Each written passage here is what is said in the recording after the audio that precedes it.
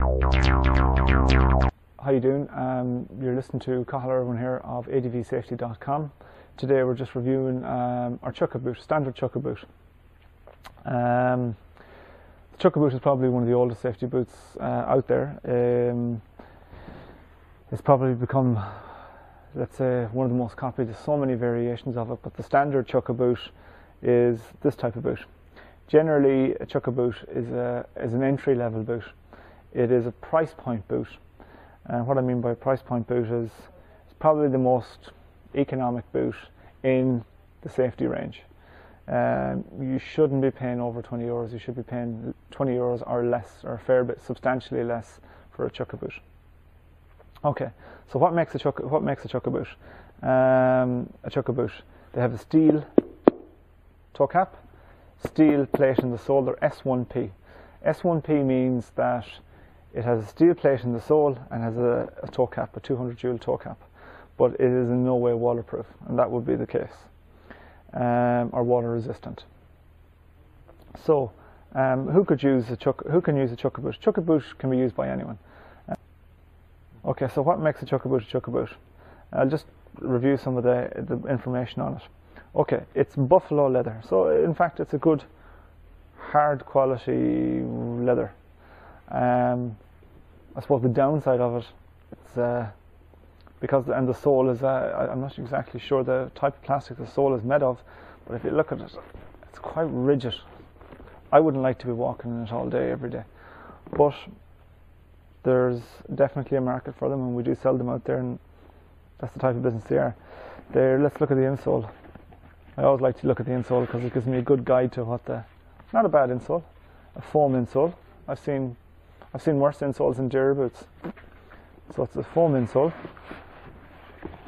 There's obviously, the lining is quite basic in it.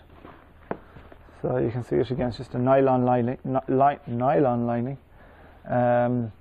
You know, you can't expect to get a long life out of a Chukka boot because of the price point that they're at. They're an entry-level boot. They do what they say in the tin. They're not the most comfortable boot, but they're not a bad boot in fairness. You can see there's good quality stitching on them. But again, yeah, they are what they say in the tin. So who can wear a Chukka boot? Anyone who's basically required to wear a safety boot can wear a Chukka boot. If you work outdoors, you can wear a Chukka boot, which might be wet. If you work in a factory, you can wear a Chukka boot. The one thing I would say is, I wouldn't like to be standing on one all day, and I wouldn't like to be walking around in one all day. If it was my choice, if I was given it, I would try and maybe look for an alternative. But again, they're a price point boot, and there is definitely a marketplace for them. One of the most common old safety boots, but if you look at them, what's good and what's bad about it? Okay, this type of boot, unfortunately, I can see more bad than good, but that's maybe my opinion, and I might have a slight bit of bias. And this is not this brand, this is just this category as a whole. What's good and what's bad about it? Okay, let's start off what's good. The price is bang on. So if you have, let's say, transient staff where you have to supply a safety boot and they're not going to be with you that long, Chukka boot is perfect for that. It's not going to break the bank, and you're fulfilling your safety needs.